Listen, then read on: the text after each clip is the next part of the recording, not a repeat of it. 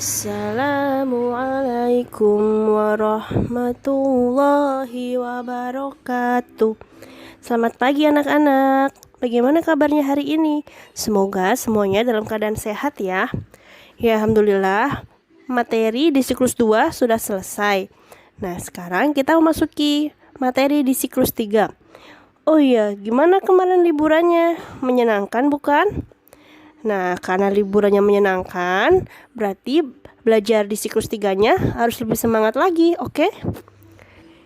Insya Allah, di siklus 3 ini kita akan belajar mapel bahasa Indonesia, pendidikan agama Islam, seperti biasa, tasin dan tahfiz. Oke, sekarang kita mulai belajar yuk. Sikap belajar. Yuk kita angkat kedua tangannya, kita berdoa dulu sebelum kita memulai pelajaran. Bismillahirrahmanirrahim. Allahumma ftah lana hikmataka wanshur alaina rahmataka min khazaini rahmatika ya arhamar rahimin. Amin. Nah, kita akan belajar apa ya hari ini? Kita akan belajar bahasa Indonesia. Di bab 1 ada cerita fiksi dan non-fiksi. Yang pertama kita akan belajar cerita fiksi. Apa ya cerita fiksi itu? Cerita fiksi adalah karya sastra yang dikarang bukan berdasarkan kejadian nyata atau dengan kata lain sebuah karangan yang dibuat berdasarkan imajinasi pengarang. Umumnya cerita fiksi dibalut oleh artistik dan intens yang diwarnai oleh budaya, filosofi, keagamaan, pengalaman batin, dan latar belakang seseorang. Imajinasi pengarang dalam cerita fiksi diolah berdasarkan pandangan, pengalaman, dan berbagai peristiwa nyata ataupun rekaan. Pada cerita ini, penulis membuat jalan cerita karakter dan dialog sesuai keinginannya. Kadang-kadang, latar yang digambarkan juga bagian dari imajinasi penulis. Maka tak heran jika kita mencari sebuah kota nirwana jelas tak ada di dunia nyata. Oke, itu adalah pengertian cerita fiksi anak-anak. Selanjutnya, yang kedua ada unsur-unsur cerita fiksi.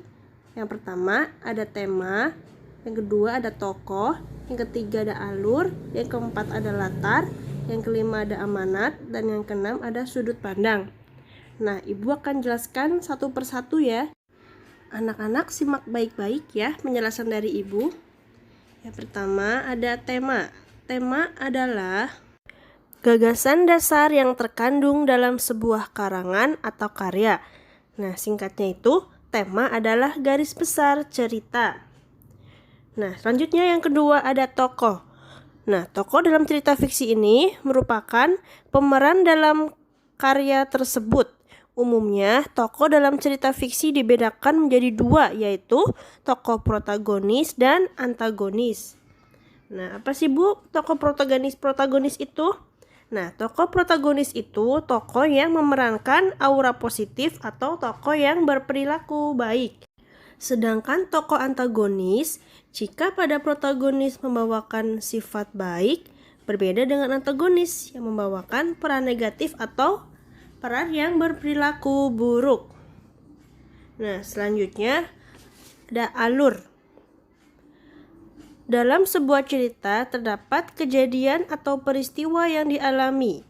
Nah, peristiwa atau hal tersebut dinamakan alur. Oke, lanjut ya. Kemudian ada latar. Latar itu menceritakan di mana sebuah kisah berada, kapan waktu terjadinya, dan di mana lingkungan tersebut diceritakan.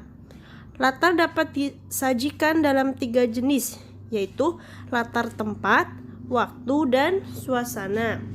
Nah, Ibu akan jelasin yang pertama adalah latar tempat. Nah, latar tempat itu gambaran tempat atau lokasi sebuah peristiwa terjadi dalam cerita. Nah, yang kedua ada latar waktu. Nah, latar waktu ini menceritakan tentang kapan peristiwa tersebut berlangsung. Nah, selanjutnya latar suasana. Latar suasana yaitu menggambarkan bagaimana keadaan lingkungan penceritaan sebagai reaksi, dan peristiwa dalam cerita, misalnya sedih, gembira, cemas, penuh harap, dan lainnya.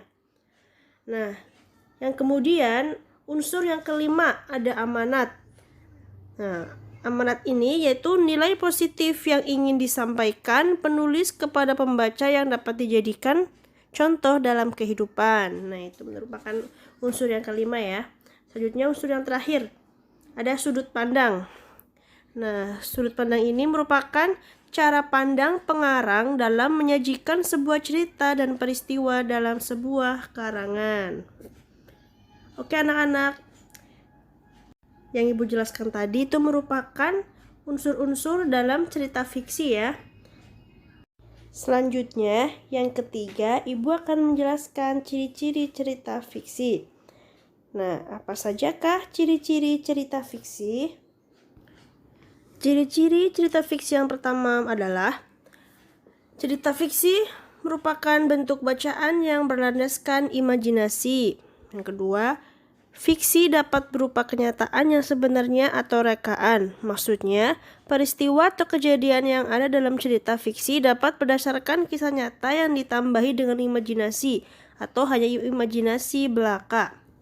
Ciri yang ketiga, umumnya dalam cerita fiksi hanya melihat pelaku utamanya saja. Karena itu cerita fiksi bersifat subjektif. Kemudian ciri yang keempat adalah dalam sebuah cerita fiksi, pengarang menampilkan sudut pandang berbeda agar pembaca tidak jenuh. Baik anak-anak, mungkin sampai sini dulu penjelasan dari Ibu mengenai materi cerita fiksi. Nanti kita lanjutkan lagi di pertemuan yang akan datang atau di pertemuan selanjutnya. Nah, untuk tugas hari ini, anak-anak silahkan menulis atau menyalin materi yang telah kalian simak.